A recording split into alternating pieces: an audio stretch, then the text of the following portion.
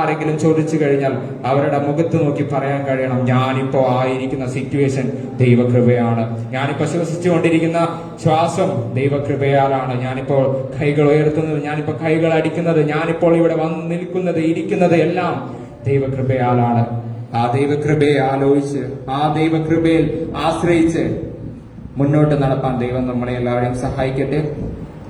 ഈ ആഴ്ചയിലെ യോഗം പ്രാർത്ഥിച്ചാരംഭിക്കുന്നതിന് വേണ്ടി ബ്രദർ റെജി കാഞ്ഞിരവേലയിൽ നിന്ന് ഞാൻ ക്ഷണിക്കുന്നു. അതുപോലെ തന്നെ അതിനുശേഷം ബ്രദർ കൊച്ചുമോൻ തടത്തിൽ നിന്ന് ക്ഷണിക്കുന്നു. രണ്ടുപേർക്കും വന്ന് പ്രാർത്ഥിക്കും.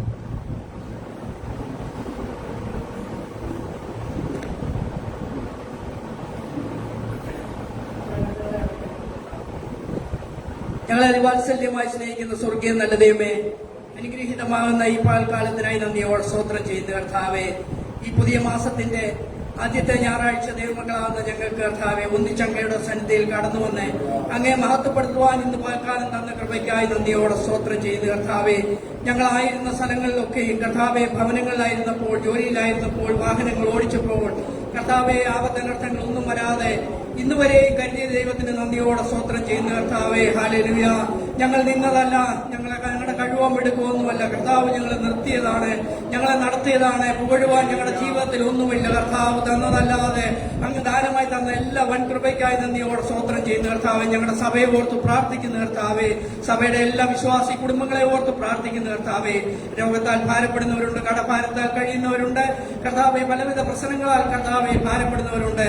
എല്ലാത്തിനും കർത്താവ് ഒരു പുതിയ കർത്താവെ വഴികൾ തുറന്ന് എല്ലാവരെയും സഹായിക്കുമാറാകണമെന്ന് പ്രാർത്ഥിക്കുന്ന കർത്താവെ, ഇന്നത്തെ കാലത്തെ കർത്താവെ യൂത്ത് മീറ്റിംഗ് ഒക്കെയും അനുഗ്രഹമായി തീരുവാൻ ഇടയാക്കിയതിനായി സ്തോത്രം ചെയ്യുന്ന കർത്താവെ, ആരാധനയുടെ മധ്യത്തിൽ ഞങ്ങളായിരിക്കുന്ന കർത്താവെ, ഞങ്ങളുടെ മധ്യത്തിൽ തിരുമേശയുണ്ടല്ലോ കർത്താവെ, അതിൽ നിന്ന് ഭക്ഷിച്ച് ബലപ്പെടുവാൻ സ്വർഗ്ഗം ഇടയാക്കുമാറാകണമെന്ന് പ്രാർത്ഥിക്കുന്ന കർത്താവെ, വചനം ശുശ്രൂഷിക്കുന്ന ദൈവദാസനെ ഓർത്ത് പ്രാർത്ഥിക്കുന്ന കർത്താവെ, ഇന്ന് ഞങ്ങൾക്ക് കർത്താവെ വേണ്ട അനുഗ്രഹീതമാകുന്ന വചനം കർത്താവെ ദൂത് ഇന്ന് വിളമ്പിത്തരുവാൻ തന്റെ ദാസനെ ബലപ്പെടുത്തുമാറാകണമെന്ന് പ്രാർത്ഥിക്കുന്ന കർത്താവെ, അല്പസമയം ഞങ്ങൾ കർത്താവെ അങ്ങയുടെ പാദപീഠത്തിലായിരിക്കുന്ന കർത്താവെ, കൃപയോടെ പ്രാർത്ഥന കേട്ടതിനായി സ്തോത്രം, യേശുവിൻ നാമത്തിൽ തന്നെ.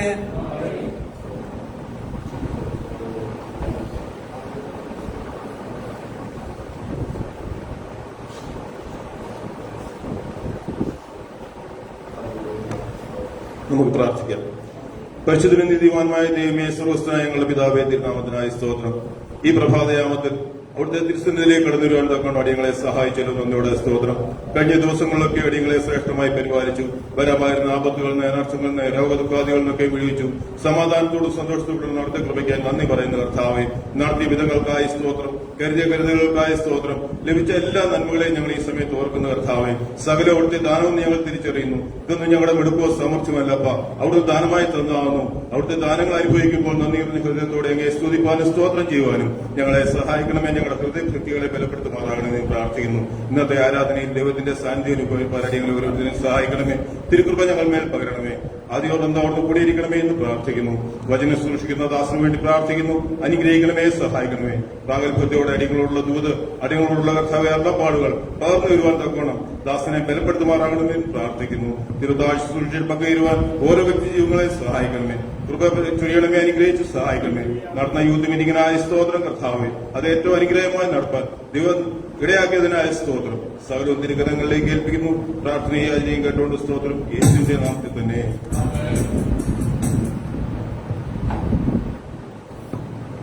ഹല്ലേലൂയ. ഇനി പകൽക്കാലം ഇവിടെ ആയിരിക്കുന്നതിൽ ഇത്ര പേര് സന്തോഷപരമാണ്. ഹല്ലേലൂയ. കുറച്ചൊരു ഹല്ലേലൂയ പറഞ്ഞേ. ഹല്ലേലൂയ. തുടർന്നുള്ള ശുശ്രൂഷകൾക്കായി ഞാൻ പാസ്റ്ററെ വേദിയിലേക്ക് ക്ഷണിക്കുന്നു.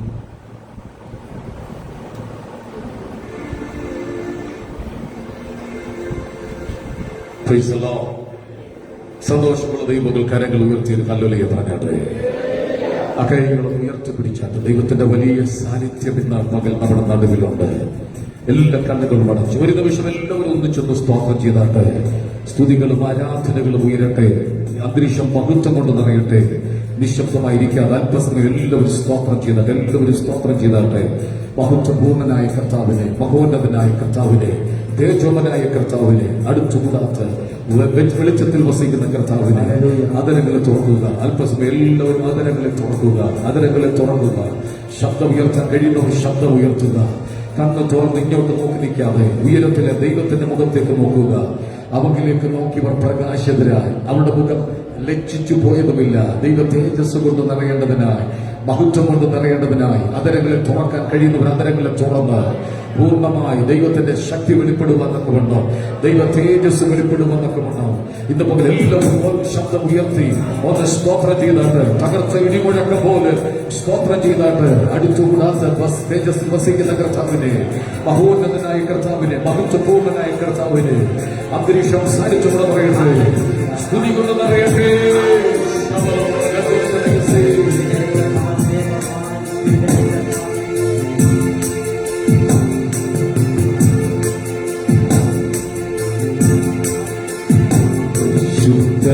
മഹോന്നതദേവൻ കരുണിക്കും വിളക്കും മഹേശൻ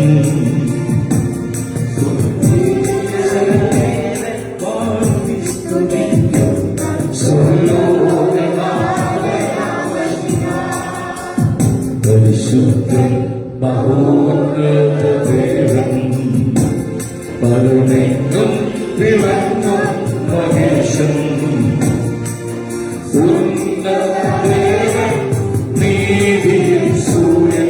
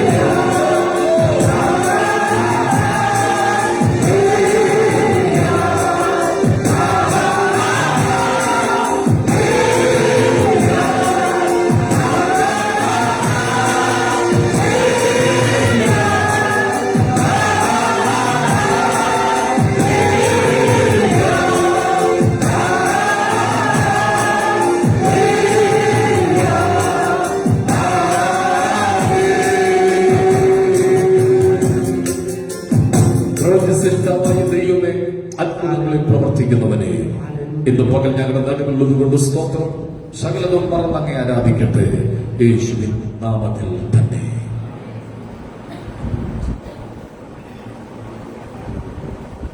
ചേർന്ന് പാടി ആത്മാവിൻ ദൈവത്തെ ആരാധിക്കാം.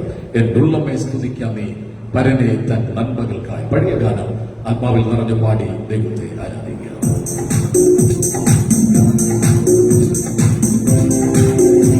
കയ്യടിക്കാൻ പറ്റുന്നത് കൈകൾ പറിച്ചു പാടി.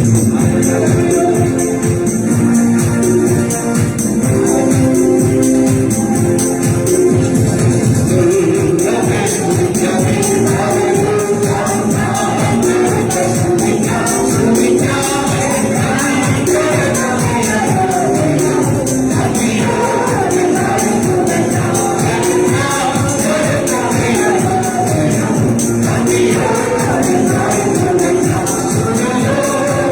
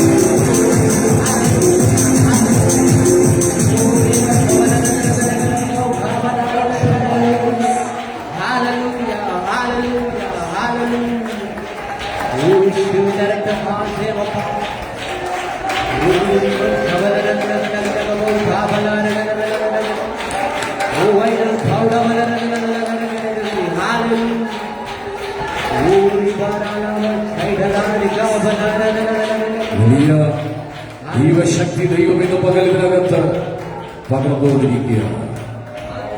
അവർ ആർക്കുന്ന ശബ്ദത്തിൽ ഉമ്മരപ്പടിയുടെ അടിസ്ഥാനം കുലുങ്ങി. ഇന്ന് പകലും നീ ഇവിടെ ഇരുന്ന് ആരാധിക്കുമ്പോൾ നിന്നെ കുലുക്കത്തക്കവണ്ണം കടന്നു വരുന്ന പ്രശ്നങ്ങൾ ഇന്ന് പകൽ ദൈവം അതിനെ വാട്ടി ഓടിക്കുകയാണ്.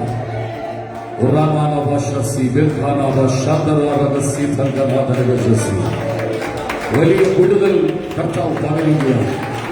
ആരാധിക്കുന്ന ജനത്തിന്റെ മേൽ ദൈവം ശക്തി പകരുകയാണ്.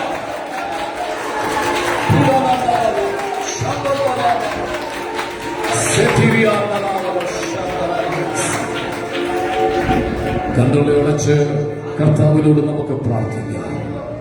നമ്മൾ ഒന്നിച്ച് പ്രാർത്ഥിക്കുമ്പോൾ തുടർന്നുള്ള ശുശ്രൂഷയുടെ അനുഗ്രഹത്തിനു വേണ്ടി ഷീജ സിസ്റ്റർ ഇപ്പോൾ ശബ്ദം ഉയർത്തി പ്രാർത്ഥിച്ച് പ്രാർത്ഥനയെ സഹായിക്കും.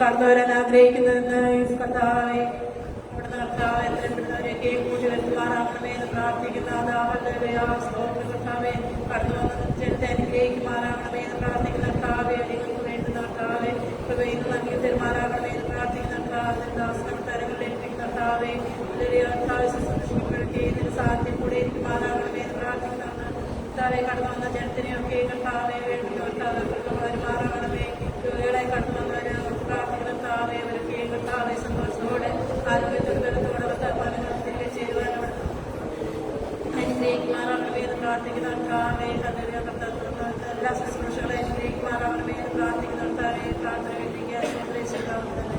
ഒന്നിച്ചൊരു പറഞ്ഞത് മനുഷ്യനെ കൊല്ലുന്നതിൽ ഒരു ലിമിറ്റ് വെക്കാതെ ആളുകളെ കൊന്നുകൊണ്ടിരിക്കുകയാണ്.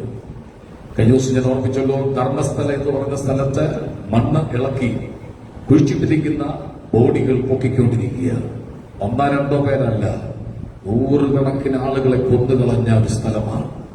എന്തുപറ്റി നമ്മുടെ രാജ്യത്തിന് വല്ലാത്തൊരു കാലഘട്ടത്തിലാണ്. എല്ലാ കല്ലറകളും അടഞ്ഞു കിടക്കുമ്പോൾ തുറന്ന ഒറ്റ കല്ലറേ ഉള്ളൂ. അതാരുടെ കല്ലറയാണ്? പെതുക്കെ പറയാതെ ഉറക്കം പറഞ്ഞിട്ട് പിശാച് കേൾക്കത്തക്കൊണ്ടെന്ന് പറഞ്ഞ ആരുടെ കല്ലറയാ? തുറന്ന കല്ലറ. ഇവിടെയുള്ള മധ്യസ്ഥന്മാരുടെയും പുണ്യവാന്മാരുടെയും എല്ലാ കല്ലറകൾ അടഞ്ഞു കിടക്കുമ്പോൾ തുറന്ന കല്ലറ എന്റെ യേശുവിന്റെ കല്ലറയാണ്. അതുകൊണ്ടാണ് പാട്ടുകാരൻ പറഞ്ഞത്, ഹേ മരണമേ നിന്റെ ക്ഷേമെവിടെ, ഹേ പാതാളമേ നിന്റെ വിഷമുള്ളവിടെ. പൗലോസും മരണത്തെ വെല്ലുവിളിച്ചവനാണ്. മരണമേ നീ ഇത്ര സുന്ദരമായിരുന്നെങ്കിൽ എന്തിനാ വരാൻ താമസിച്ചത്? മരണത്തെ സന്തോഷത്തോട് സ്വീകരിക്കുന്ന ഒരു കൂട്ടരുണ്ടെങ്കിൽ അത് ദൈവമക്കളാണ്. എഴുന്നേറ്റ് നിൽക്കാൻ കഴിയുന്നവർ എഴുന്നേറ്റ് നിന്ന് ചേർന്ന് പാടി ആത്മാവിൽ ആരാധിക്കാം.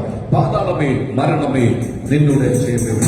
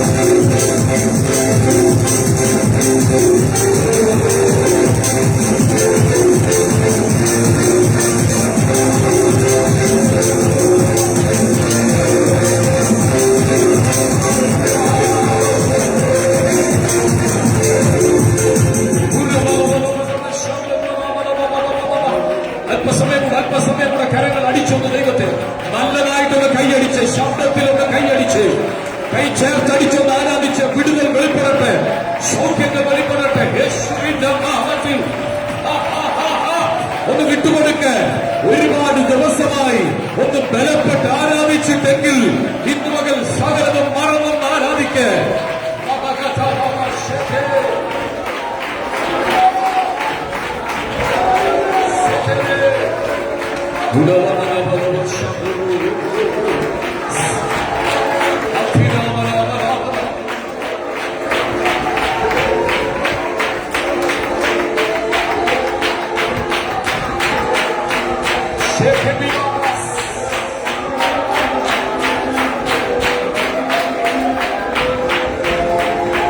രണ്ടുകൊണ്ട് മുഖം മൂടി, രണ്ടുകൊണ്ട് പറന്ന്, രണ്ടുകൊണ്ട് പാദം മൂടി അവർ പരസ്പരം പറയുന്നു, സൈന്യങ്ങളുടെ ഹോവ പരിശുദ്ധൻ, യു ആർ ഹോളി, നീ മാത്രം ആരാധനയ്ക്ക് യോഗ്യൻ. എങ്കിലും രണ്ട് കൈയും ഉയർത്തിപ്പിടിച്ചോട്ടെ. ഭയങ്കര ദൈവ സാന്നിധ്യം. ഈ കൈ ഉയർത്തുമ്പോ അപ്പന്റെ മുമ്പിൽ സറണ്ടർ ആവുകയാണ്. അപ്പാ, അങ്ങില്ലാതെ ഒരു നിമിഷം പോലും എനിക്ക് മുന്നേറാൻ കഴിയത്തില്ല. ഭയങ്കര ദൈവ സാന്നിധ്യം, ഭയങ്കര ദൈവ സാന്നിധ്യം ഇതിനകത്ത് വെളിപ്പെട്ടു വരിക. എനിക്കറിയത്തില്ല, എന്റെ ശരീരത്തിൽ എനിക്ക് അനുഭവിച്ചറിയാൻ പറ്റുന്നുണ്ട്. അങ്ങനെയാണെങ്കിൽ കൊയറ് എല്ലാവരും കൈകളും ഉയർത്തിപ്പിടിച്ചുകൊണ്ട്, സഹോദരങ്ങളെ, ഇവിടെ വരാൻ ദൈവം നമുക്ക് കരുണ കാണിച്ചില്ലേ? ഈ കൈയൊക്കെ ഒന്ന് ചലിക്കാൻ ദൈവം ഭാഗ്യം തന്നില്ലേ? എന്റെ ശരീരത്തിന്റെ അവയവങ്ങൾക്കെതിരെ പോരാടുന്ന ശക്തികളുണ്ട്. പക്ഷെ അത് വകവെക്കാതെ നീ കൈ ഉയർത്തുമ്പോ ഇന്ന് പകൽ അസ്ഥികളെ ബലപ്പെടുത്തുന്ന ഒരു ദൈവശക്തി, അസ്ഥികളെ ബലപ്പെടുത്തുന്ന ഒരു ദൈവശക്തി ഈ ഹോളിനകത്ത് ബലപ്പെടുക. അല്പസമയം നമ്മൾ ആത്മാവിൽ ഹല്ലേലൂയ പറയാൻ വേണ്ടി പോകുകയാണ്. ഈ ഹോളിനകം ദൈവ സാന്നിധ്യം കൊണ്ട് നിറയട്ടെ. ഇവിടെ സൗണ്ട് പ്രൂഫ് ചെയ്തിട്ടുള്ളത് കൊണ്ട് ശബ്ദം പുറത്തു പോകുന്നു പേടിക്കണ്ട. നിങ്ങൾക്ക് എത്രയും ശബ്ദം ഉയർത്താൻ പറ്റുമോ അത്രയും ശബ്ദം ഉയർത്തി ദൈവത്തിൽ ഹല്ലേലൂയ പറഞ്ഞാട്ടെ. അവർ ആർക്കുന്ന ശബ്ദം അത് ഭയങ്കരമാണ്. കഴിഞ്ഞ വെള്ളിയാഴ്ച ഞാൻ ഓർപ്പിച്ചതുപോലെ സ്തോത്രം പാടി യേശു ഒലിവുമലയ്ക്ക് പോയത് എന്തിനു വേണ്ടി? വരാൻ പോകുന്ന ഒരു വിഷയത്തെ ഫേസ് ചെയ്യണമെങ്കിൽ, സ്തോത്രം പറയണമെങ്കിൽ ഇന്ന് പകൽ നിന്റെ മുമ്പിൽ വരാൻ പോകുന്ന ഒരു വിഷയത്തെ നിനക്ക് ജയിക്കാൻ ഇന്ന് പകൽ സ്തോത്രം പറയട്ടെ. അല്പസമയം നിർത്താതെ എല്ലാവരും കൈ ഉയർത്തി ഒന്ന് ഹല്ലേലൂയ പറഞ്ഞുകൊണ്ടിരുന്നാട്ടെ. അടുത്തിരിക്കുന്ന ആൾ മിണ്ടാതിരുന്നാലും നീ സ്തോത്രം പറഞ്ഞുകൊണ്ടിരുന്നാട്ടെ. അടുത്തിരിക്കുന്ന ആൾ മൗനമായിരുന്നാലും നീ സ്തോത്രം പറഞ്ഞുകൊണ്ടിരിക്കട്ടെ. നീ സ്തോത്രം പറഞ്ഞുകൊണ്ടിരുന്നാട്ടെ. നീ ഹല്ലേലൂയ പറഞ്ഞുകൊണ്ടിരുന്നാട്ടെ. എന്തോ ഇന്ന് പകൽ നിന്നെ സഹായിക്കുന്ന ഒരു ദൈവകരം ഇതിനകത്ത് വെളിപ്പെട്ടു നിൽക്കുകയാണ്. നിന്റെ അടുത്തവൻ നിൽപ്പുണ്ട്, നിന്റെ തൊട്ടടുത്തവൻ നിൽപ്പുണ്ട്. നിന്നെ സഹായിക്കേണ്ടതിന് നിന്റെ തൊട്ടടുത്തവൻ നിൽപ്പുണ്ട്. അടുത്തുള്ള വ്യക്തിയൊക്കെ അവൻ നിന്റെ സമീപം നിൽപ്പുണ്ട്. ശബ്ദം ഉയർത്തി ആർത്ത് വിളിച്ചോട്ട് എല്ലാവരുടെ ചേർന്ന് ആർത്തൊരു ഹല്ലേലൂയ പറഞ്ഞാട്ട്.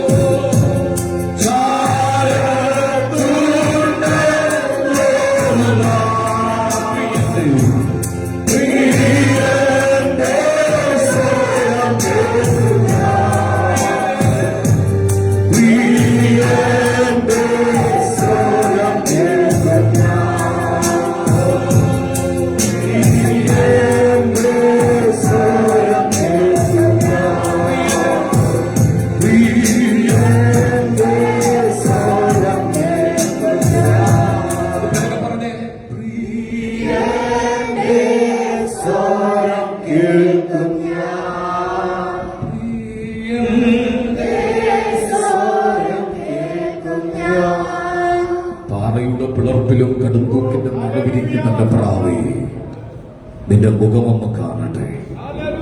നീ എന്തിനാ ഉൾവലിഞ്ഞു നിൽക്കുന്നത്? നിന്റെ മുഖമൊന്ന് കാണട്ടെ. കർത്താവേ, അങ്ങ് ഞങ്ങളുടെ നടുവിലുള്ളത് കൊണ്ട് സ്തോത്രം ചെയ്യും. കൈനീട്ടി ഞങ്ങളെ സ്പർശിക്കുന്നുണ്ട്. ഞങ്ങളോട് സംസാരിക്കണം യേശുവിൻ നാമത്തിൽ തന്നെ. നമുക്കെല്ലാവരും കൂടെ ചേർന്ന് 34-ാമത്തെ സങ്കീർത്തനം വാക്യം പ്രതിവാക്യമായി പാടി ദൈവത്തെ ആരാധിക്കുക. 34-ാം സങ്കീർത്തനം വാക്യം പ്രതിവാക്യമായി പാടി കർത്താവിനെ ആരാധിക്കുക. ജ്ഞാനഭൂമി എല്ലാ കാലത്തും വാഴ്ത്തും, അവന്റെ സ്തുതി എപ്പോഴും എന്റെ നാവിൽ മേലിരിക്കും. എന്നോട് ചേർന്ന് യഹോവയെ മഹിമപ്പെടുത്തുവിൻ, നാം ഒന്നിച്ച് അവന്റെ നാമത്തെ ഉയർത്തുക.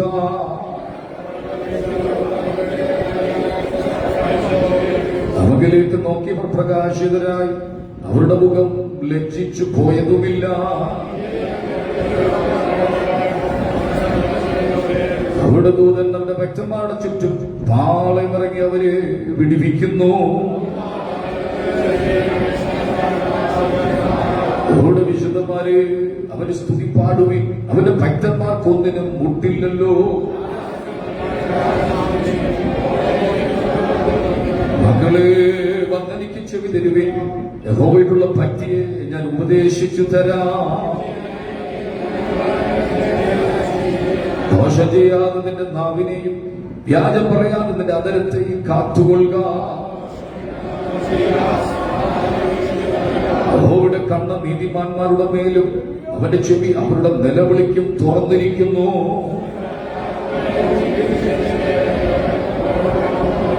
നീതിമാന്മാർ നിലവിളിച്ചു, യഹോവ കേട്ടു, സകല കഷ്ടത്തിൽ നിന്നും അവരെ വിടുവിച്ചു.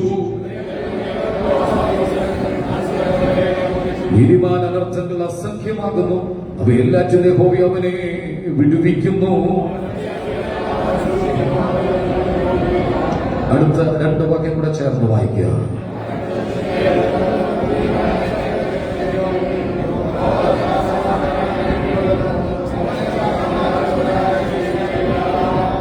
നമ്മുടെ വിശുദ്ധ കൈകൾ ഉയർത്തി ദൈവത്തിന് നന്ദിയോട് സ്തോത്രം ചെയ്യുക. നമ്മുടെ കർത്താവ് ആരാധനയ്ക്ക് യോഗ്യനാകിയ സ്തോത്രം ചെയ്യുക. അവൻ നമ്മെ പാപത്തിൽ നിന്ന് രക്ഷിച്ചുകൊണ്ട് സ്തോത്രം ചെയ്യുക. വിശുദ്ധന്മാരുടെ പന്തി വിരിപ്പാൻ ദൈവം കാണിച്ച കരുണയ്ക്കായി സ്തോത്രം ചെയ്യുക. ഈ ഞായറാഴ്ച ദിവസം ദൈവം നമ്മെ കൊണ്ടുവന്നത് കൊണ്ട് സ്തോത്രം ചെയ്യുക. ഭക്ഷിപ്പാൻ ആഹാരം തന്ന ദൈവത്തിന് സ്തോത്രം ചെയ്യുക. ധരിപ്പാൻ വസ്ത്രം തന്ന ദൈവത്തിന് സ്തോത്രം ചെയ്യുക. പാർക്കുവാൻ പാർപ്പിടം തന്ന ദൈവത്തിന് സ്തോത്രം ചെയ്യുക. അനുഗ്രഹിക്കപ്പെട്ടൊരു സഭ തന്നതുകൊണ്ട് സ്തോത്രം ചെയ്യുക. തകർച്ച ഇടിമുഴക്കം പോലെ സ്വർഗത്തിൽ ഞാൻ പിന്നെയും കേട്ടത്, മഹാപുരുഷാരത്തിന്റെ കോശം പോലെ സ്വർഗത്തിൽ ഞാൻ പിന്നെയും കേട്ടത്, വൈദികന്മാർ വീണ വീട്ടുന്നത് പോലെ സ്വർഗത്തിൽ ഞാൻ പിന്നെയും കേട്ടത്. ഇവിടെ വന്നിരിക്കുന്ന എല്ലാവരും സന്തോഷത്തോടെ ശബ്ദം ഉയർത്തി ദൈവത്തിന് സ്തോത്രം ചെയ്യാം. കർത്താവ് നമ്മുടെ ഹൃദയങ്ങളോട് സംസാരിക്കേണ്ടതിന് വായടച്ച് നിശബ്ദമായി ദൈവത്തെ കാത്തു നിൽക്കുക. ചില ദിവസങ്ങളായി നീ ഭാരപ്പെടുന്ന ചില വിഷയങ്ങൾ എന്റെ മുമ്പിൽ എത്തിക്കഴിഞ്ഞു.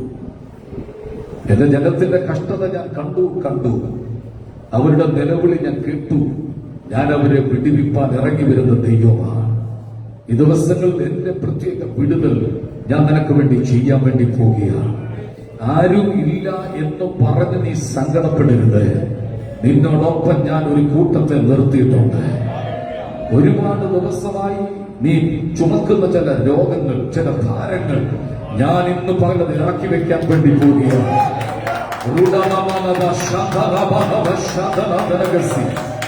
ആരോടും പറയാൻ കഴിയാതെ, പറഞ്ഞാൽ എന്ത് തെറ്റിദ്ധരിക്കുമെന്ന് കരുതി കൊണ്ടു നടക്കുന്ന രോഗക്കെട്ടുകൾ ഈ പകൽ ഞാൻ അഴിക്കുന്ന ദൈവമാണ്.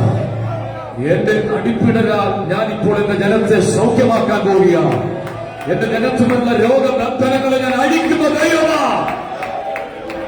ഭാവി എന്താകുമെന്ന് കരുതി, എന്നെ കുറിച്ചുള്ള ദൈവഹിതം എന്താണെന്ന് കരുതി ഭാരപ്പെട്ടിരിക്കുന്നവരോട് ഇന്ന് മുതൽ ദൈവ ശബ്ദം കേട്ടുകൊണ്ടിരിക്കുക. നീ നോക്കുമ്പോൾ ഒന്നും കാണുന്നില്ല, പക്ഷെ നിനക്ക് വേണ്ടി ഞാൻ ചിലത് കരുതി വെച്ചിട്ടുണ്ട്. ഈ ദിവസങ്ങളിൽ ഞാനത് വെളിപ്പെടുത്തുന്ന ദൈവമാണ്. ഞാൻ ചില പച്ചപ്പുകൾ എന്റെ ജനത്തിന് വേണ്ടി ഒരുക്കാൻ വേണ്ടി പോവുകയാണ്. അധികം നാൾ ഒഴുകി നടക്കാൻ ഞാൻ നിന്നെ അനുവദിക്കത്തില്ല. നിന്റെ കുടുംബത്തിൽ ചില ക്രമീകരണങ്ങൾ എന്റെ ആത്മാവ് ചെയ്യാൻ പോവുകയാണ്. ശുശ്രൂഷ സംബന്ധമായ ചില കാര്യങ്ങളിൽ ചില ചോദ്യങ്ങൾ നിന്റെ മുമ്പിലുണ്ട്. അടുത്തത് എന്തു ചെയ്യണം? എവിടെയാണ് എന്റെ ഭാവി? നിന്നോട് ആത്മാവ് ഇടപെടുകയാണ്.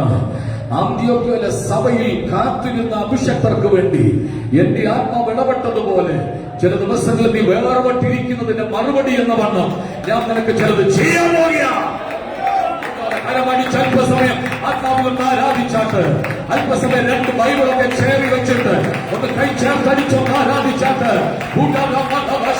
അഭിഷേകം പ്രാപിക്കാനുള്ളവർ ഒന്ന് ശക്തിപ്പെട്ട് ആരാധിച്ച് ഈ പകൽ അഭിഷേകത്തിന്റെ ശക്തി ഇതിനകത്ത് വെളിപ്പെടട്ടെ. അഭിഷേകമുള്ളവർ ഒന്ന് തുറന്നുവിട്. അഭിഷേകത്തെ തുറന്നുവിട്ട് പിടിച്ചു വയ്ക്കാതെ കൈയടിച്ച് അഭിഷേകത്തിൽ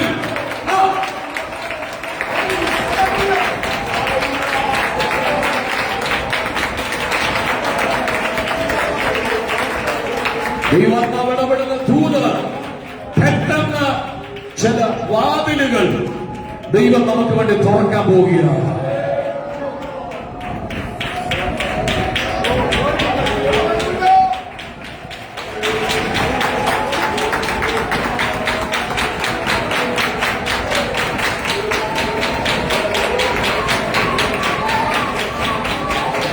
ആത്മാവിൽ കാണുന്നു അഭിഷേകത്തിന്റെ പുതപ്പ് ഇതിനകത്ത് ദൈവം ചെറുവരുത്തോണ്ടിരിക്കുക.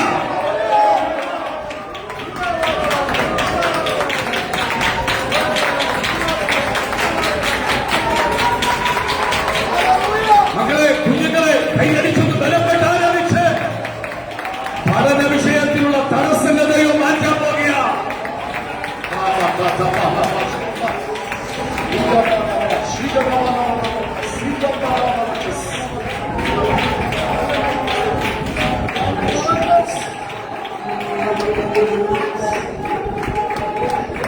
ഒരു നിമിഷം നിശബ്ദമായി നിന്നാണ്. പറ്റുമെങ്കിൽ നിങ്ങളുടെ കൈകൾ രണ്ടും തുറന്നു പിടിക്കുകയോ ഉയർത്തുകയോ ചെയ്തിട്ട് പിൻ ഡ്രോപ്പ് സൈലന്റ്. ആരും സ്തോത്രം പറയണ്ട, ആരും ഹല്ലേലൂയ പറയണ്ട. പക്ഷെ ശക്തനായൊരു ദൈവദൂതൻ ഇതിനകത്ത് വന്നിട്ടുണ്ട്.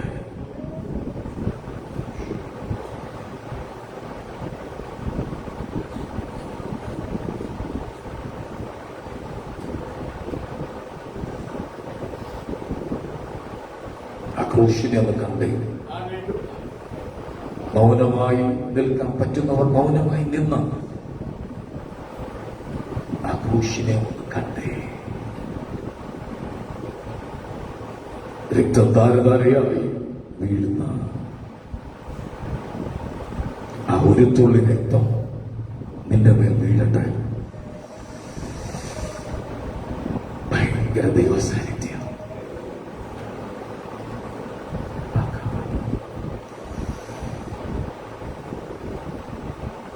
അണപൊട്ടി വെള്ളം ഒഴുകുന്നത് പോലെ നിന്റെ അകത്ത് കിടക്കുന്ന അഭിഷേകം ചില ശുശ്രൂഷയ്ക്ക് വേണ്ടി ഒരുക്കാൻ പോവുകയാണ്. എനിക്കിവിടെ എന്നാ കാണാം, ചിലരെ അഭിഷേകത്തിന്റെ പുതപ്പ് കൊണ്ട് ദൈവം മൂടുകയാണ്.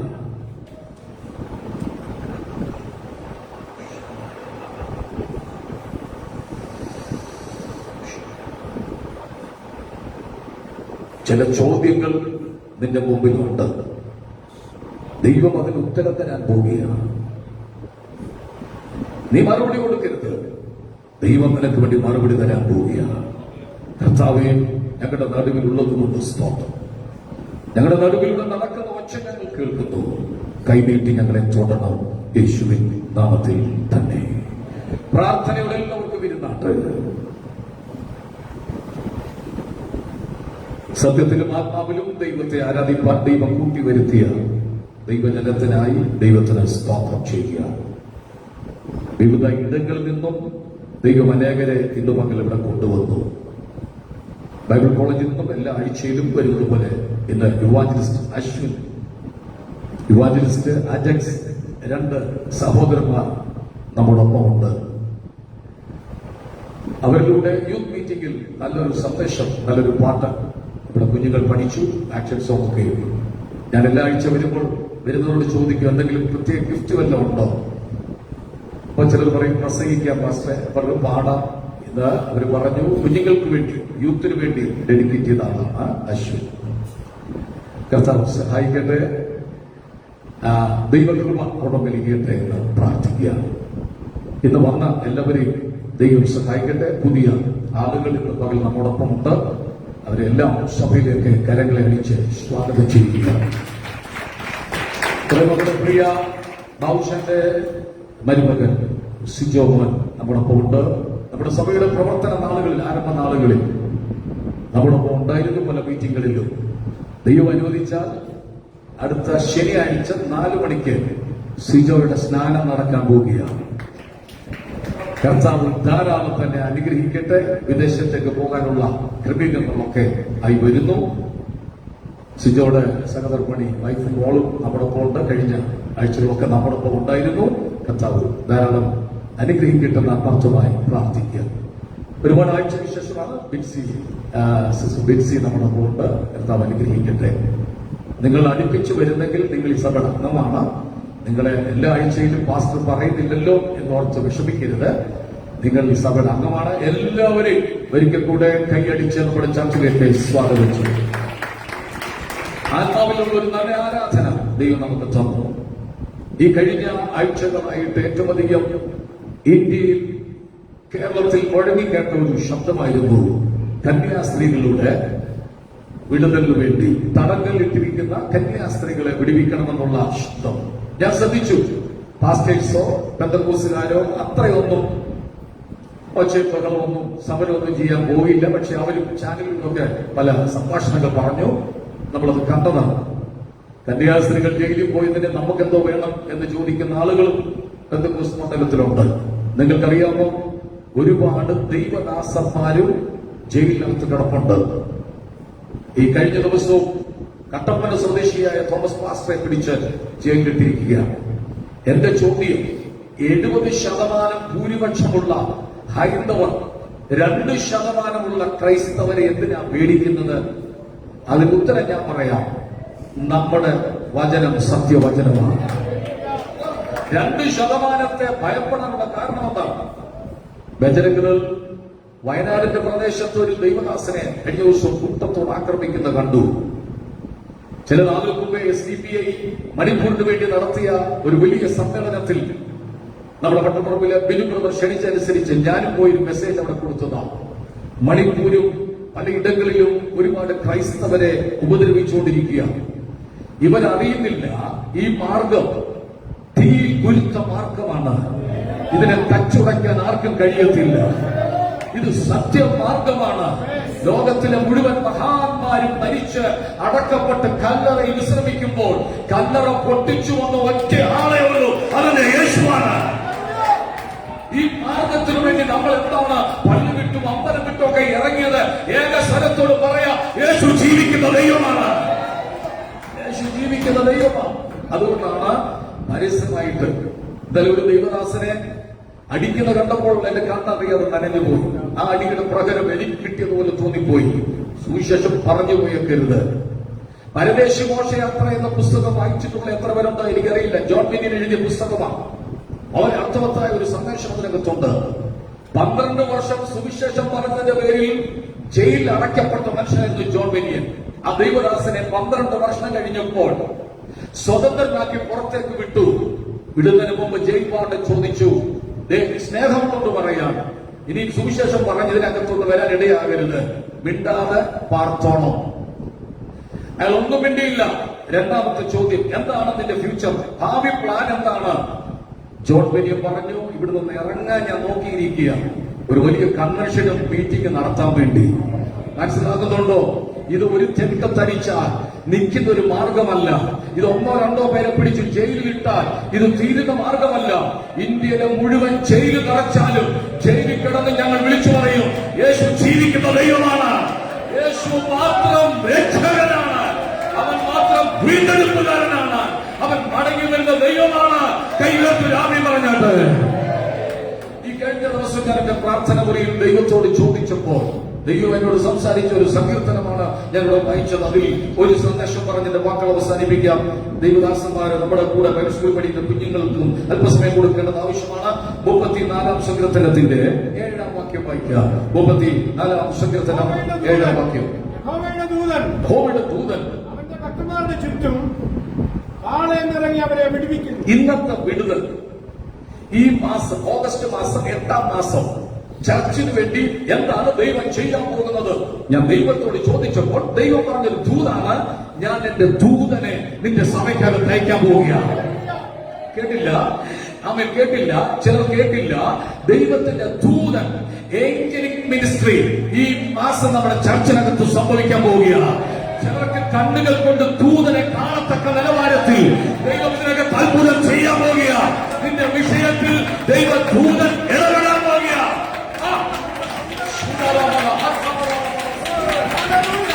നീ പ്രാർത്ഥിച്ചിട്ടും, നീ ഉപവസിച്ചിട്ടും, നീ കരഞ്ഞിട്ടും, നീ മുട്ടിയിട്ടും തുറക്കാത്ത വാതിലുകൾ ദൈവ ദൂതനെ അയച്ച് നിനക്ക് വേണ്ടി തുറക്കാൻ പോവുകയാണ്. യഹോവയുടെ ദൂതൻ തന്റെ കഷ്ടപ്പാട് ചുറ്റും ഭാവം ഇറങ്ങാൻ പോവുകയാണ്. ഹൈറേഞ്ചിന്റെ പ്രദേശത്ത് സുവിശേഷം അറിയിക്കുന്ന ഒരു സഹോദരിയെ കുറിച്ച് ഞാൻ കേട്ടിട്ടുണ്ട്. രാവിലെ ട്രാക്റ്റുമായിട്ട് ഇറങ്ങും. തെരുവിലും തെരുക്കോടുകളിലും ചന്തസ്ഥലങ്ങളിലും വീടുകളൊക്കെ കയറി ട്രാക്ട് കൊടുത്തിട്ട് യേശു രക്ഷകനാണ്, നിന്നെ സ്നേഹിക്കുന്നു, അത്ര അവർക്ക് പറയാൻ അറിയത്തുള്ളൂ. യേശു രക്ഷകനാണ്, നിന്നെ സ്നേഹിക്കുന്നു. ചിലർ ഇറക്കി വിടും, ചിലർ ഉപദ്രവിക്കും. പക്ഷെ അവർ നിർത്തിയില്ല. എല്ലാ ദിവസവും രാവിലെ ഇറങ്ങി തെരുവിലെല്ലാം പോയി യേശുവിനെ പ്രസംഗിച്ചിട്ട് ആ മലയുടെ മുകളിലുള്ള കൊച്ചു കുടിലിനകത്ത് അവർ തനിച്ചാണ് താമസിക്കുന്നത്. അവർ അവിടെ പ്രാർത്ഥിച്ച് കിടന്നുറങ്ങുകയാണ്. ചില സുവിശേഷ വിരോധികൾ ഈ സ്ത്രീയോട് വാണിംഗ് കൊടുത്തു, ഇനിയും ഞങ്ങളുടെ പട്ടണത്തിൽ, ഞങ്ങളുടെ ഗ്രാമത്തിൽ നീ കയറിപ്പോകരുത്.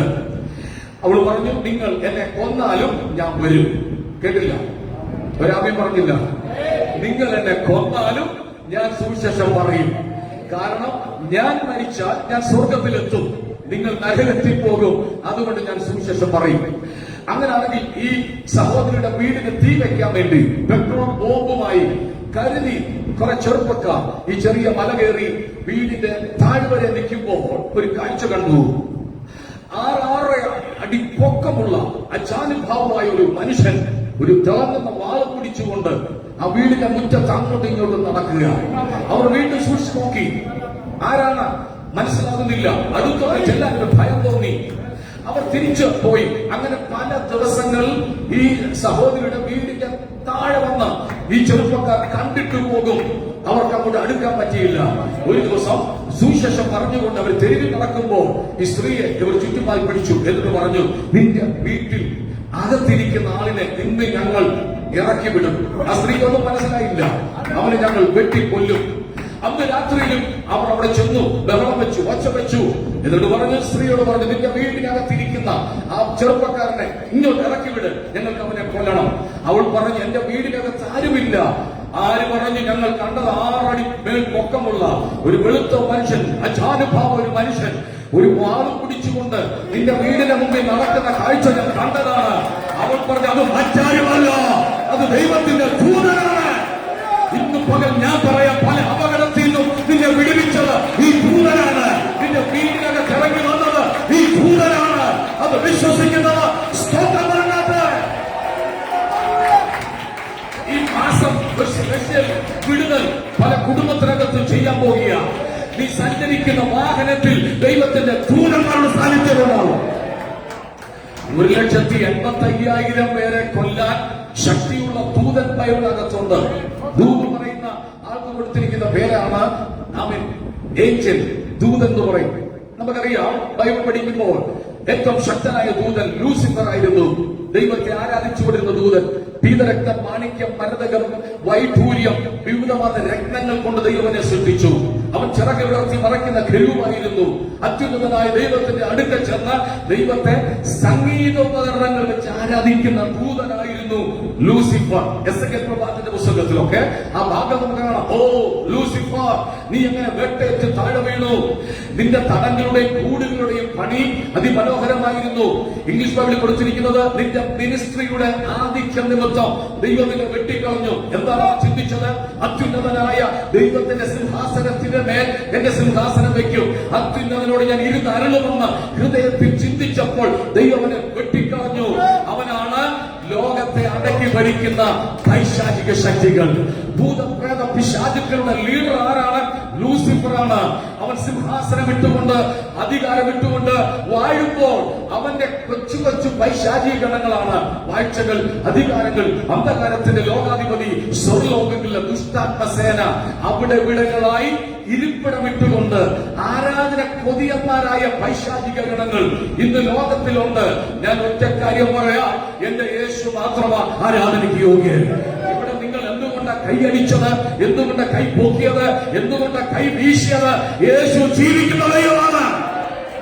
രണ്ട്, ദൂത് പറയുന്ന മീഖായേൽ, യുദ്ധം ചെയ്യുന്ന മീഖായേൽ, ദൂത് പറയുന്ന ഗബ്രിയേൽ. മറവാസന്മാരുണ്ട്, സുൽത്താനന്മാരുണ്ട്, ദൂത സഞ്ചയങ്ങളുണ്ട്.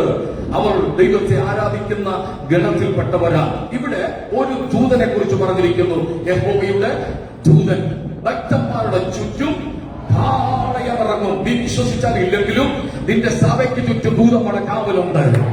ഒരു ശക്തിക്കും നിന്റെ വീടിനകത്ത് കയറാൻ പറ്റത്തില്ല. ഒരു ദുഷ്ടശക്തിക്കും ഒരു ആഭിചാരത്തിനും നിന്റെ വീട്ടിൽ കയറാൻ പറ്റത്തില്ല.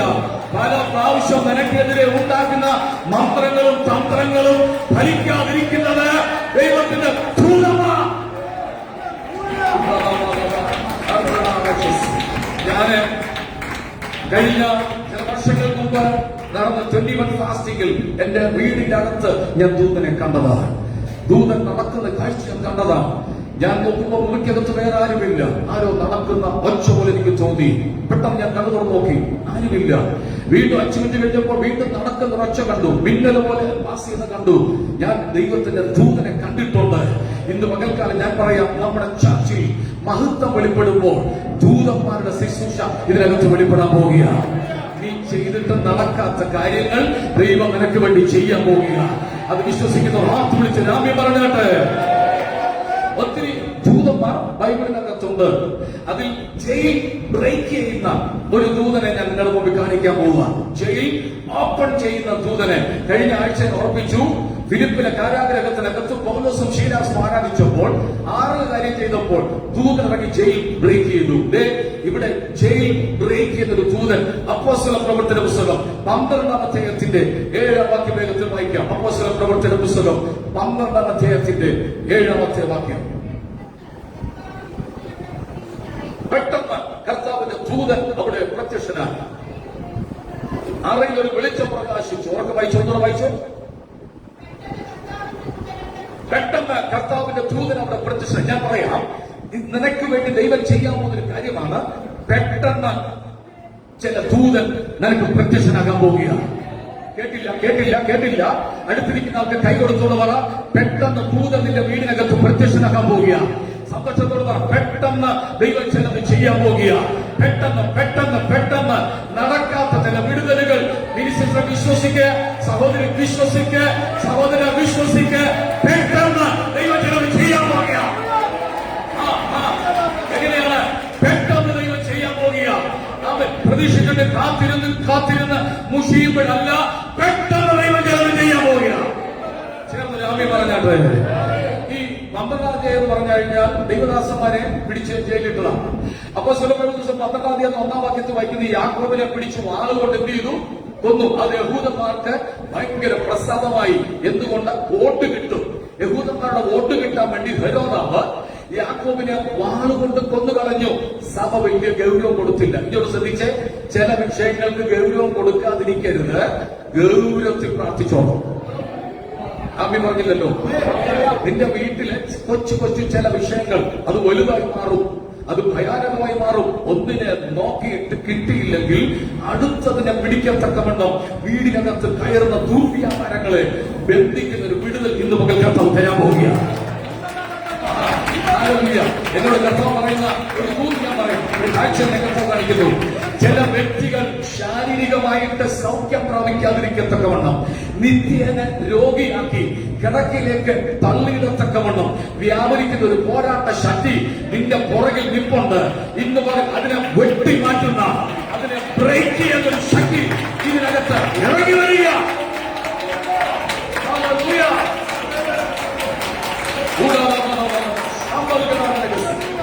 ഇവിടെ ഇറങ്ങി വന്ന ദൂതന് ഞാനിട്ട പേര് ജയിൽ ബ്രേക്ക് ചെയ്യുന്ന ദൂതൻ, ജയിൽ പൊട്ടിക്കുന്ന ദൂതൻ, അടച്ചിട്ട വാതിലുകൾ തുറക്കുന്ന ദൂതൻ, പൂട്ടിയിട്ടവരെ പുറത്തു കൊണ്ടുവരുന്ന ദൂതൻ ഇന്ന് മകൻ ആർക്കോ വേണ്ടി ഇറങ്ങി പ്രവർത്തിക്കാൻ വേണ്ടി പോകുക. മിറക്കിൾ ഏഞ്ചൽസ് ഉണ്ട്, മിറക്കിൾ ഏഞ്ചൽസ് ഉണ്ട്, ഹീലിംഗ് ഏഞ്ചൽസ് ഉണ്ട്, പ്രൊഫറ്റിക് ഏഞ്ചൽസ് ഉണ്ട്, ഫിനാൻസ് ഏഞ്ചൽസ് ഉണ്ട്. ക്രിയേറ്റീവായി ആക്റ്റീവ് ചില കാര്യങ്ങൾ ചെയ്യുന്ന, ചിലത് ക്രിയേറ്റ് ചെയ്യുന്ന ദൂതന്മാരുണ്ട്. എന്നാൽ ജയിലിനകത്ത് വന്നിരിക്കുന്ന ദൂതന്റെ പേര് ജയിൽ ബ്രേക്ക് ചെയ്യുന്ന ദൂതനാണ്. പുറത്തിറങ്ങാതെ വണ്ണം, പുറത്തു വരാതിരിക്കത്തക്കവണ്ണം, നീ ഒരു ഗതി പിടിക്കാതിരിക്കത്തക്കവണ്ണം നിന്നെ അടച്ചിട്ട ചില വിഷയങ്ങൾ ദൈവം ഇതുപോലെ തുറന്നതിനെ പുറത്തെടുക്കാൻ പോവുക. ഏറ്റെടുത്ത് ആരാധിക്കാൻ അവൻ കൂടുതൽ ഏറ്റെടുക്കാൻ മനസ്സുള്ളവർ ഏറ്റെടുത്ത് ആത്മാവിൽ ആരാധിച്ചോ.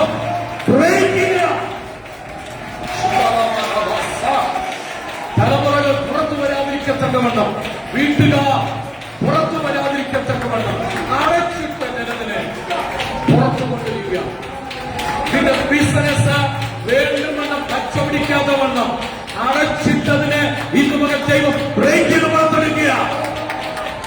കയ്യൊന്ന് ഉച്ചത്തിൽ അടിച്ച് അല്പസ്ഥലത്ത് ബലപ്പെട്ട് ആരാധിച്ച്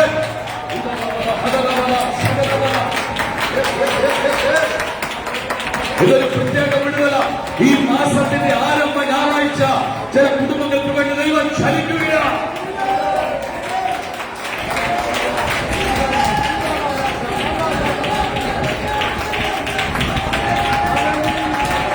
തേജോമയന്മാരായ ദൂതന്മാരുണ്ട്, അവരെ നമുക്ക് കാണാൻ പറ്റും. അപ്പോൾ ഈ മാസം നമുക്ക് വേണ്ടി ഏഞ്ചലിക് മിനിസ്ട്രി കർത്താവ് ചെയ്യുക. ഒന്നുകൂടെ പറയാം, തടസ്സമായ പല വിഷയങ്ങളും ദൈവദൂതൻ ഇറങ്ങി വന്ന് വിടുവിക്കാൻ പോവുക. അതൊക്കെ കേൾക്കുമ്പോൾ ആമീനെ ഉറക്കം പറഞ്ഞ ദൈവത്തെ പത്രോസിനെ തടവിട്ടിരിക്കുക. ദൈവസ്മര നിങ്ങൾ കണ്ടുപിടിക്കുമെന്നാണ് അവിടെ വായിക്കുന്നത്. പത്രോസിനെ തടവിൽ സൂക്ഷിച്ചു വരികയാണ്. എന്റെ ഈ കൈ പിടിച്ചു, ചങ്ങലയൊന്നുമില്ല, അല്ലെങ്കിൽ ഒരാളിപ്പോൾ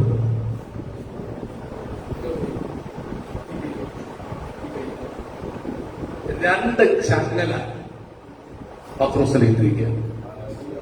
രണ്ട് ദൂതന്മാർ നടുവിൽ, രണ്ട് പടയാളികളുടെ നടുവിൽ ആര് കിടക്കുക? എന്തോ ഇതൊന്നിരിക്കുക. 4 ചേവകർ അവിടെ നിൽക്കണം. 16 പേരാണ് ഒരു ടൈമിൽ ഡ്യൂട്ടിക്ക് വേണ്ടി വരുന്നത്. 16 പട്ടാളക്കാർ, 16 പേര്. ഗേറ്റിന്റെ ഭാഗത്ത് ഓരോരുത്തർ നിൽപ്പുണ്ട്. അപ്പൊ അകത്ത് വന്നത് ആരാണ്? 2 പടയാളികൾ. ഒരുത്തൻ വലത്തെ കയ്യിൽ ചങ്ങലയിട്ട്, പോലീസുകാർ കൊണ്ടുവന്നത് പോലെ വലത്തെ കൈ ചങ്ങലയിട്ട്, ഇടത്തെ ചങ്ങലയിട്ടിരിക്കുക. ഇവിടെ പത്രോസ് യാചിക്കുകയല്ല, പത്രോസ് കെഞ്ചുവല്ല. സുവിശേഷ നിമിത്തം അകത്ത് കിടക്കുന്നതിനെ പുറത്തെടുക്കാൻ ദൈവത്തിന് കഴിയും. മനസ്സിലായില്ല? അപ്പോസ്തല പ്രവൃത്തിയുടെ പുസ്തകം 5-ാം അധ്യായത്തിൽ ഇവരെ പിടിച്ച് അകത്തിട്ടപ്പോ ദൂതൻ വന്ന് തുറന്ന് എറിയ പൊക്കണ മക്കളെ എന്ന് പറഞ്ഞ ചരിത്രം കൊണ്ട് പറയാനുണ്ട്. അപ്പോൾ ഇവിടെ ഉറപ്പുണ്ട്, ഈ ചങ്ങല കിടന്നാലും ദൂതം വരും. കരയുന്നില്ല. പ്രശ്നം വരുമ്പോൾ ദൂതുള്ളവൻ കരയരുത്. കർത്താവ് പറഞ്ഞിട്ടുണ്ട് നിന്റെ മരണം എങ്ങനെയാണെന്ന്, നീ എങ്ങനെ മരിക്കുമെന്ന് പറഞ്ഞിട്ടുണ്ട്. 2 ചങ്ങലക്കിട്ട് അകത്ത് കിടക്കുമ്പോ പടയാളികൾ ഉറങ്ങാതെ കാവൽ നിൽക്കുക. ഈ കിടക്കുന്ന മനുഷ്യൻ സാധാരണക്കാരനല്ല, ഇവൻ അസാധാരണക്കാരനാണ്. ഇവനെ എവിടെ കൊണ്ടിട്ടാലും, ഞാൻ ഒരു കാര്യം പറയാം, ഒരു കാര്യം ഞാൻ പറയാം. അപ്പോസ്തല പ്രവർത്തന പുസ്തകം 5-ാം അധ്യായത്തിൽ ഇവരെ ഇട്ടപ്പോ തടവിന് ദൂതം വന്ന് ഇറക്കിക്കൊണ്ടുപോയി രക്ഷപ്പെടുത്തിയതാ. ഇറങ്ങിപ്പോകാൻ പറഞ്ഞു. അങ്ങനെയാണെങ്കിൽ ഞാൻ പറയാം, ഇവരെ അകത്തിട്ട് 2 കൂട്ട് കൂട്ടിയതിന്റെ കാരണം മറ്റൊന്നുമല്ല, ഇവർ പുറത്തു വരാൻ സാധ്യതയുണ്ട്. നീ പുറത്തു വരാൻ സാധ്യത ഉള്ളതുകൊണ്ടാണ് ഒത്തിരി കൂട്ടിട്ട് നിന്നെ കൂട്ടാൻ നോക്കുന്നത്.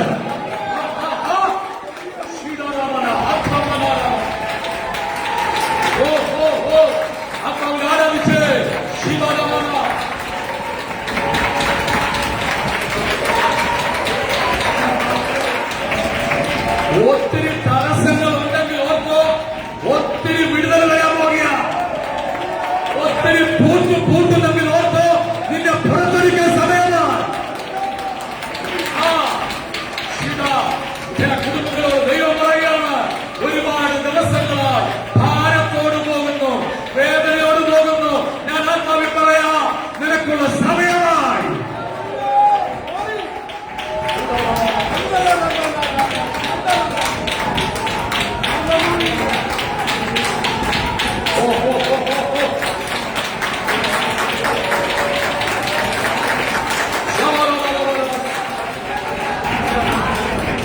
എങ്ങനെ നന്നാല് ക്ഷേമങ്ങളുള്ള 4 കൂട്ടത്തെ കാവലിട്ടിരിക്കുന്നു. അകത്ത് ചങ്ങലക്കിട്ടിരിക്കുന്നു.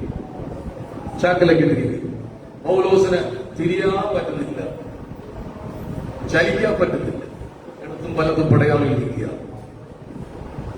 ഇനി അടുത്ത ആ ഭാഗത്ത് എഴുതിയിട്ടുണ്ട്, പത്രോസ് ഉറങ്ങുക. ഹലോ, പ്രശ്നം വരുമ്പോ സുഖമായിട്ട് ഉറങ്ങുന്ന ആരെങ്കിലും ഉണ്ടോ? നിങ്ങൾ ഭാഗ്യവാന്മാരാ. കേട്ടില്ല, ചിലർക്ക് കാര്യം മനസ്സിലായി. പത്രോസിനറിയാം ദൂതം വരും. ഇത് പറഞ്ഞേട്ടെ, കേട്ടില്ലല്ലോ. ഉറക്കെ പറഞ്ഞാട്ട് ദൂതം വരും. എന്റെ വിഷയത്തിൽ ദൂതൻ ഇറങ്ങി വരും. എനിക്ക് ഉറപ്പാ, എന്റെ വിഷയത്തിൽ അത്ഭുതം ചെയ്യാൻ ദൂതൻ ഇറങ്ങി വരും. സുഖമായിട്ട് പത്രോസ് കിടന്ന് ഉറങ്ങുക. ഉറക്കത്തിലൊരു ഐക്യതയുണ്ട്. ഒരാൾ ഉറങ്ങിയാൽ അടുത്ത ആൾ എന്ത് ചെയ്യും? അങ്ങനെ ഉറങ്ങിയാൽ വണ്ടിയൊക്കെ ഓടിക്കുമ്പോൾ ഒരാൾ വണ്ടി കിടന്ന് ഉറങ്ങി കഴിഞ്ഞാൽ അടുത്ത ആൾ എന്ത് ചെയ്യും? ഡ്രൈവർ പിന്നെ ഉറങ്ങാൻ പറ്റാത്ത ഉറങ്ങാതിരിക്കും. ഞാനിപ്പോൾ ദൂരെയൊക്കെ മീറ്റിങ്ങിന് പോകുമ്പോൾ വരുന്നവരോട് പറയും, മുന്നിരിക്കുന്ന ആൾ ഉറങ്ങരുതെന്ന് പറയും. പക്ഷെ പുറകെ ഇരിക്കുന്ന ആളുകൾ ഉറങ്ങുമ്പോൾ ഇവർക്ക് എന്ത് ചെയ്യും അറിയാതെ അത് ഞാൻ എന്ത് ചെയ്യുന്നറിയോ, വണ്ടിയൊക്കെ ഇടയ്ക്കൊക്കെ ഒറ്റ ചവിട്ടൊക്കെ ചവിട്ടും. അപ്പോൾ കണ്ണു തുറക്കും ഞെട്ടി, എന്ത് പറ്റി പാസ്റ്റേ? ഇവിടെ ഒന്നുമില്ല, നിങ്ങളൊന്നുകൂടെ ഇതിനറിയാം, ഇത് ചിരിക്കുന്നുണ്ട്. ചില മീറ്റിങ്ങിനൊക്കെ പോകുമ്പോ ഉറങ്ങുന്നവരെ ഉണർത്താനുള്ള പരിപാടിയാണ്. അപ്പൊ ഇങ്ങനെ 2 പടയാളികളുടെ നടുക്ക് കിടന്ന് സുഖമായിട്ട് ഉറങ്ങുമ്പോൾ ഉറപ്പ് വന്നു ദൂതം വരുമെന്ന്. ആരും കണ്ടില്ല. ആ ദൂതം വന്നിട്ട് പത്രോസിന്റെ കയ്യിലുള്ള ചങ്ങല, ഞാൻ ചോദിക്കട്ടെ, ചങ്ങലയുടെ ശബ്ദമെങ്കിലും കേൾക്കണ്ടേ ഇവര്? പക്ഷെ അവർ ചങ്ങലയുടെ ശബ്ദം കേട്ടില്ല. ഇന്നും പകൽ 1ാമത്തെ വിടുതൽ. ദൂതൻ ഇറങ്ങിയാൽ ചങ്ങല അടിയും. കിട്ടിയില്ല. ദൂതൻ ഇറങ്ങിയാൽ ചങ്ങല അഴിയും. ദൂതൻ ഇറങ്ങിയാൽ, രാജൻ തോമസ്, ദൂതൻ ഇറങ്ങിയാൽ ശരീരം തുറത്തന്റെ അവരറിയാത്ത നിലവാരത്തിൽ ചങ്ങല അഴിഞ്ഞു വീണു. ഇന്ന് പകൽ ഞാൻ ഉറപ്പു തരാം, അഴിഞ്ഞു വീഴുന്ന ശബ്ദം നിന്റെ കാതിൽ കേൾക്കാം. ചിലരുടെ കർത്താവ് ദൂതടപെടുക. 2 വർഷമായി കിടക്കുന്ന ഒരു മനുഷ്യനെ സൗഖ്യമാക്കാൻ യഹോവയുടെ ദൂതൻ ഇറങ്ങിയെങ്കിൽ ഒരു ദിവസം കണ്ണടയ്ക്കാൻ നമുക്ക് പ്രാർത്ഥിക്കാം. അത്ഭുത സൗഖ്യങ്ങൾ കർത്താവിനകത്ത് പകർന്നുകൊണ്ടിരിക്കും.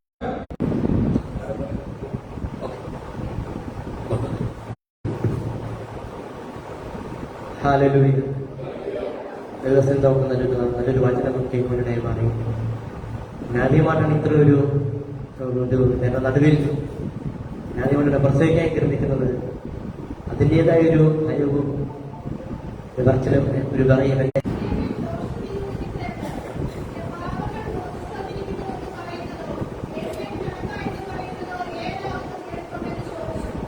നമുക്കൊരു വന്ന് പ്രാർത്ഥിക്കാം. അതിവാത്സല്യമായ സ്വർഗ്ഗീയ പിതാവേയപ്പ, ഈ നല്ല സമയത്ത് നിന്റെ പാതപ്പെടുത്തിലായിരിക്കുന്നവരെ ഒപ്പ നീയായിട്ട് മാറിയപ്പ. അപ്പാടിയത്തിന്റെ കാര്യം സമർപ്പിക്കാൻ അതിന്റെ ഭദ്രമായ പാടി സ്വീകരിക്കുമാറാണപ്പ. അപ്പൊ അതിന്റെ സാധ്യത കൂടിയിരിക്കുമാറാണ് പ്രാർത്ഥിക്കുന്നത്. മനയുടെ കലാകുമാരങ്ങൾക്ക് പ്രാർത്ഥിക്കണം. പരമാരും അപ്പച്ചനെടുക്കണം. പ്രാർത്ഥനയിലേക്ക് സ്തോത്രം യേശുക്രിസ്തുവിന്റെ വലിയ ആമേൻ. നമ്മളോട് വായിക്കാം. മത്തായി സുവിശേഷം 1-ാം അധ്യായം അതിന്റെ 4-5 വാക്കിനൊരു തലക്കെട്ട് കൊടുക്കാം. തലക്കെട്ട് ഞാൻ ഇങ്ങനെയാണ് കൊടുക്കുന്നത്: മനുഷ്യന്റെ ഹൃദയത്തെ അറിയുന്ന ദൈവം. എന്താണ് മനുഷ്യന്റെ ഹൃദയത്തെ അറിയുന്ന ദൈവം? അതിന്റെ 4-ാം അധ്യായം നാം പഠിക്കുന്നു. യേശുവെ അവരുടെ നിരൂപണം ഗ്രഹിച്ചു. ആരുടെ നിരൂപണം? നമുക്കിതിന്റെ 1 മുതൽ കാണുവാൻ സാധിക്കുന്നു. യേശു തന്റെ സ്വന്തം ദേശത്തേക്ക് വരുന്ന വഴിക്ക് നമ്മൾ എന്ത് ചെയ്യുന്നു? കർത്താവ് തന്റെ ശുശ്രൂഷ കഴിഞ്ഞ് തന്റെ സ്വന്തം ഭവനത്തിലേക്ക് താൻ വരുമ്പോൾ താൻ വരുന്ന വഴിയിൽ ഒരു പക്ഷപാതക്കാരനെ കണ്ടു. പക്ഷപാതക്കാരനെ വിടുവിക്കാൻ വേണ്ടി പറയുന്ന വാക്കാണ് ഇവിടെ നമ്മൾ 5ാമത് വായിച്ചത്. നിന്റെ പാപം മോചിച്ചിരിക്കുന്നു എന്ന് പറഞ്ഞു. ഈ വാക്ക് പറഞ്ഞപ്പോൾ അവിടെ നിന്ന് ശാസ്ത്രിമാർ അവർ മനസ്സിൽ ചിന്തിച്ചാണ് കർത്താവ് നമ്മുടെ ഇവിടെ 4ാം വാക്യത്തിൽ പറഞ്ഞത്. യേശു അവരുടെ ഹൃദയത്തെ അറിയും. ദൈവമക്കളെ, നമ്മൾ ചിന്തിക്കേണ്ട ഒരു കാര്യമാണ്, നമ്മളെ ഹൃദയത്തിൽ നമ്മൾ എന്ത് ചിന്തിക്കുന്നു, നമ്മൾ എന്ത് ചിന്തിക്കാൻ പോകുന്നു, നമ്മൾ എന്ത് ചിന്തിച്ചു കഴിഞ്ഞു, ഈ 3 കാര്യവും നമ്മൾ അറിയുന്നതിന് മുമ്പ് തന്നെ നമ്മുടെ ദൈവം അറിയുന്നുണ്ട്. അപ്പൊ ഒരു ഉദാഹരണമാണ് കൊടുക്കാം. നമുക്ക് ലൂക്കോസ് 19ാം അധ്യായം അതിന്റെ വായിക്കണ്ട, 1 മുതൽ 10 ഇത്ര വരെയുള്ള വാക്യം വായിച്ചു കാണുവാൻ സാധിക്കും. അവിടെ നമുക്കെല്ലാവർക്കും വ്യക്തിയാണ് ചുങ്കക്കാരനായ സക്കായി. നമുക്കെല്ലാവർക്കും സുപരിചിതമായ ഒരു വ്യക്തിയാണ്. കാരണം ചുങ്കക്കാരൻ സക്കായി നമ്മൾ BBS പാട്ടുണ്ട്. തന്റെ ജോലി എന്ന് പറയുന്നത് ചുങ്കമ്പരിയാണ്. കുറച്ച് നമ്മുടെ ഭാഷയിൽ പറയുകയാണെങ്കിൽ നമ്മുടെ ബ്ലേഡുകാരൻ വേണമെന്ന് പറയാൻ പറ്റും. താൻ ചുങ്കം ഭരിക്കുന്ന സമയത്ത് താൻ ഒരു വാർത്ത കേട്ടു. താൻ കേട്ട വാർത്ത ഏതാണ്? യേശു തന്റെ സ്ഥലത്ത് വന്നു, എനിക്കൊന്ന് യേശുവിനെ കാണണം.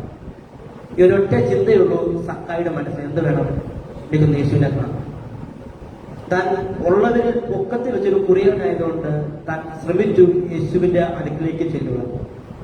പക്ഷേ താൻ പൊക്കത്തിൽ കുറയണം, തനിക്ക് ചെല്ലാൻ പറ്റിയില്ല. താൻ പോകുന്ന വഴിക്ക് താൻ സൈഡിലൊരു അത്തിമരം കണ്ടു. എന്ത് കണ്ടു? അത്തിമരം.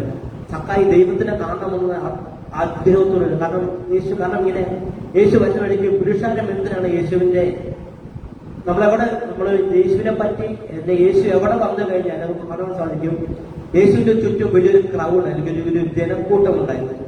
ആ ജനക്കൂട്ടം വരുന്നത് എന്തിനാന്ന് ചോദിച്ചാൽ പല വിഷയത്തിനുമുള്ള വിടുതലും പല രോഗത്തിൽ നിന്നുള്ള വിടുതലുമാണ് ഇവർ ദൈവത്തിന്റെ ചുറ്റും വന്നുകൂടുന്നത്. ഇവരെല്ലാം തള്ളി വേണം സക്കായിക്ക് കയറാൻ. പക്ഷെ സക്കായിക്ക് പറ്റില്ല. താൻ ഒരു അത്തിമരം കണ്ടു. താൻ അതിവേഗത്തിൽ തന്നെ ആ മരത്തിലെ മണ്ടയ്ക്ക് സക്കായിക്ക് ഒറ്റ ആഗ്രഹമേ ഉള്ളൂ, എനിക്ക് ദൈവത്തെ ഒന്ന് കാണണം. ചിലപ്പോൾ സക്കായി ദൈവത്തെ പറ്റി അറിഞ്ഞു കാണുമായിരിക്കും. ദൈവം വിടിവിക്കുന്നവനാണ്, സൗഖ്യദായകനാണ്, താൻ ഭൂതത്തെ പുറത്താക്കുന്ന, എത്ര വലിയ രോഗത്തിൽ നിന്നും ഒരു വിടുതൽ ലഭിക്കും എന്നൊരു വ്യക്തി അറിഞ്ഞ മാത്രം പോരാ, തനിക്കൊന്ന് കാണണം. ഒരൊറ്റ ആഗ്രഹമേ ഉള്ളൂ സക്കായി. സക്കായി ചെയ്തു. സക്കായി കണ്ട അത്തിയുടെ മരത്തിൽ താൻ വലിഞ്ഞു കയറി. വേഗത്തിൽ താൻ കയറി താൻ നോക്കി കണ്ടു. പക്ഷെ ആ സക്കായി കയറിയ മരത്തിന്റെ വഴിയിലൂടെയാണ് യേശുക്രിസ്തു നടന്നു വന്നത്. യേശുക്രിസ്തു നടന്നു വന്നപ്പോൾ ആ സക്കായി കയറിയ അത്തിമരത്തിന്റെ കീഴിൽ ചൂട്ടിൽ നിന്നു. നമുക്ക് കാണാൻ സാധിക്കും ദൈവത്തിന്റെ ചുറ്റും ഒരു ക്രൗഡുണ്ട്. പക്ഷെ യേശു കണ്ടത് ഒരു വ്യക്തി എന്ന് പറയുന്നത് സക്കായിനെയാണ്. അതുകൊണ്ടാണ് യേശു വരുന്ന വഴിക്ക് സക്കായി കയറിയ ആ അത്തിയുടെ ചുവട്ടിൽ നിന്ന് മുകളിലോട്ട് നോക്കി. കർത്താവ് പറഞ്ഞു, സക്കായി നീ വേഗത്തിൽ ഇറങ്ങി വാ, ഇന്ന് ഞാൻ നിന്റെ ഭവനത്തിൽ പാർക്കണ്ടായിരുന്നു. അപ്പൊ സക്കായിയുടെ ഹൃദയത്തിന്റെ ആഗ്രഹമാണ് യേശുവിനെ കാണുക. അത് അവിടെ കൂടി വന്ന ജനത്തിന് ആർക്കും അറിയത്തില്ല. സക്കായിക്കല്ലാതെ, സക്കായിക്കോ ദൈവത്തിനോ അല്ലാതെ അവിടെ കൂടി വന്ന ജനങ്ങൾക്കും ആർക്കും അറിയത്തില്ല ഇടിക്കുന്ന ദൈവത്തെ കാണുക. നമ്മൾ പലപ്പോഴും പല വിഷയത്തിന്മേൽ നമ്മൾ ഭാരപ്പെടുന്നവരാണ്. കാരണം നമ്മുടെ മക്കളുടെ നേരെ വരുന്ന ദ്രോഹം, അല്ലെങ്കിൽ ശത്രുവിന്റെ അത് പോരെ, അല്ലെങ്കിൽ സ്വന്തം ജീവിതത്തിൽ വരുന്ന, ഭർത്താക്കന്മാരുടെ ജീവിതത്തിൽ വരുന്ന, ഭാര്യമാരുടെ ജീവിതത്തിൽ വരുന്ന ഈ പോരിനോട് നമ്മൾ പലതവണ നമ്മളെ വിഷമിച്ച് ഇരിക്കുന്ന ഒരു സാഹചര്യമാണ്. പക്ഷെ നമ്മൾ വിഷമിക്കുന്നതിന് മുമ്പ് നമ്മുടെ ഓരോരുത്തരുടെയും ജീവിതത്തിൽ വരുന്ന ആ ഒരു അനർത്ഥം അല്ലെങ്കിൽ ആ ഒരു അപകടം ദൈവം മുൻകൂട്ടി അറിയുന്നു. അവിടെ നിന്നും കർത്താവ് നമ്മളെ പരിപാലിക്കുന്ന ഒരു കർത്താവാണ് നമ്മളെ. കുറച്ച് എളുപ്പത്തിൽ പറയുകയാണെങ്കിൽ എന്റെ ജീവിതത്തിൽ ഞാൻ 2 തവണ മരണം എന്റെ കൺമുന്നിൽ വന്നിട്ടും ഞാൻ 2 തവണ ഈ മരണത്തിൽ നിന്നും മാറിയൊരു വ്യക്തിയാണ്.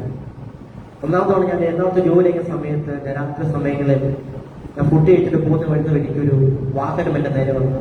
വണ്ടി ലൈറ്റ് ഓൺ ആക്കിയില്ല. ഞാൻ വണ്ടിക്കിട്ട് പോയി ഇടിച്ചു.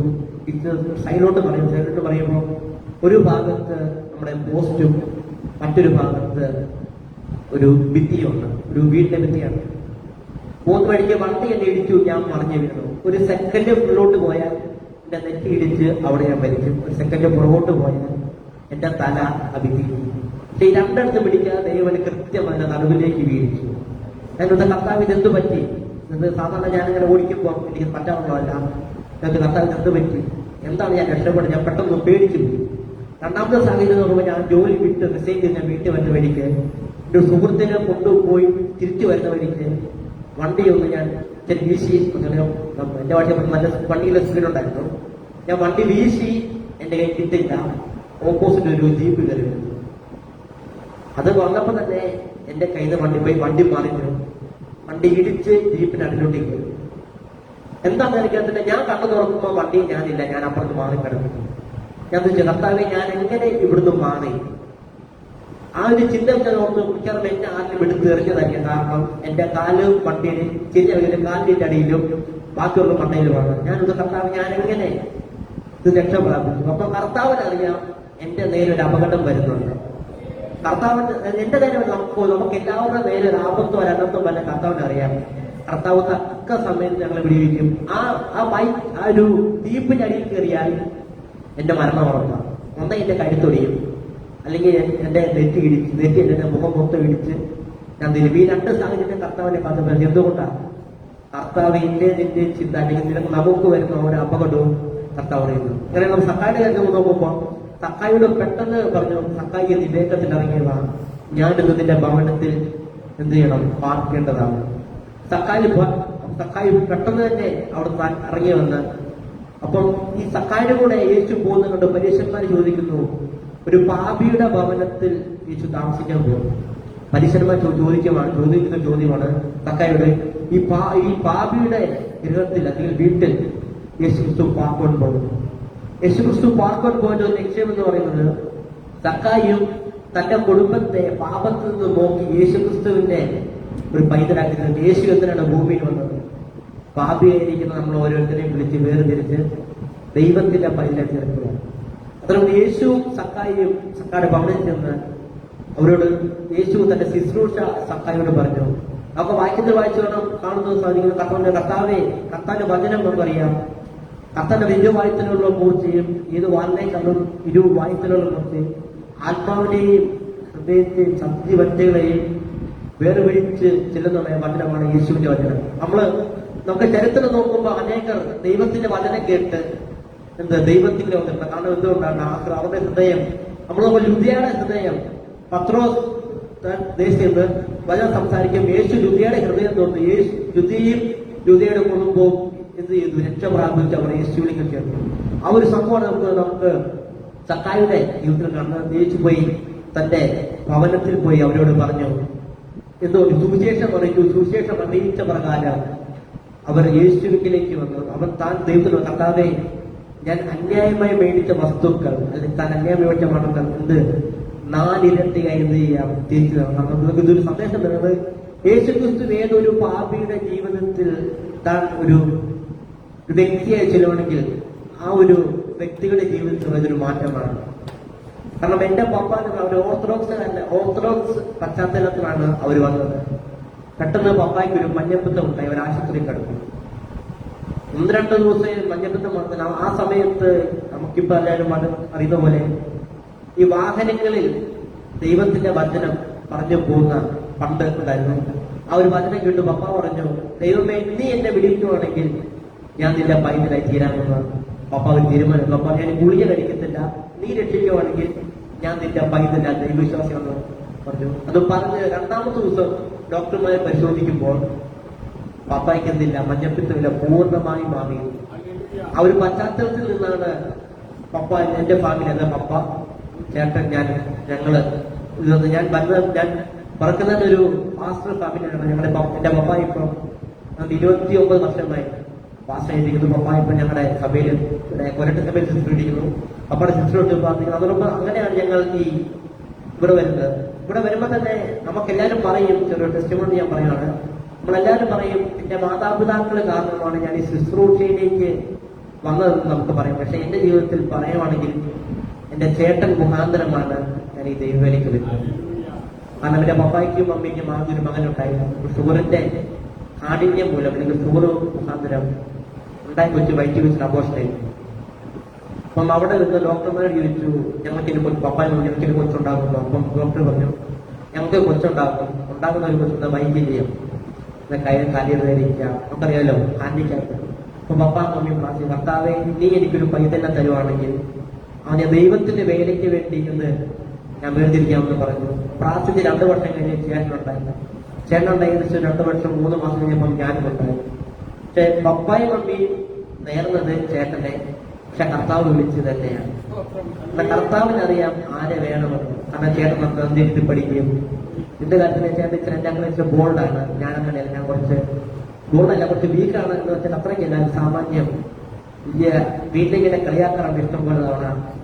അതിന് മുമ്പ് അതുകൊണ്ട് കർത്താവ് ഞാൻ +2 കഴിഞ്ഞ സമയത്ത് ഞാൻ 6 മാസം എറണാകുളത്ത് ജോലിക്ക് പോയി. അതിനുശേഷം വീട്ടിൽ വന്നു.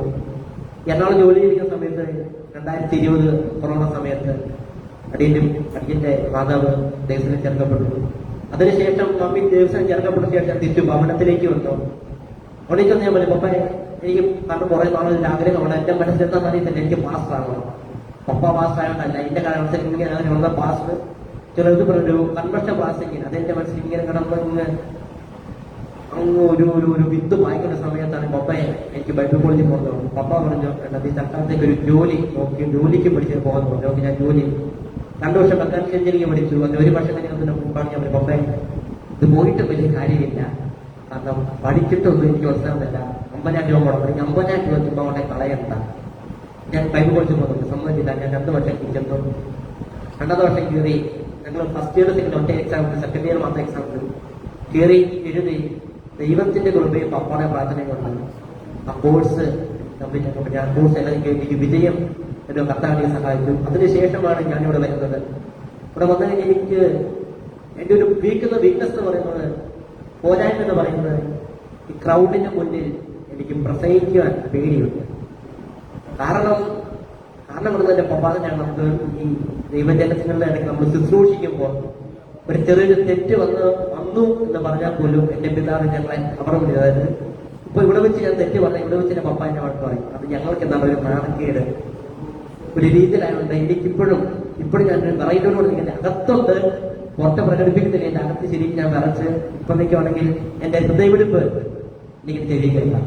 കാരണം ഞാൻ ആദ്യമായിട്ടാണ് ഒരു 10-30 പേരുടെ മുന്നിൽ ഇങ്ങനൊരു അവസരം തന്നെ. കാരണം ഞാൻ ആദ്യം ഓർത്ത് വേണ്ട, എന്റെ കൂടെ സഹോദരന് അവസരം കൊടുക്കാമെന്ന് കരുതി. ഞാൻ ആദ്യം ഇന്നലേക്കും മിനിയാന്ന് വരെ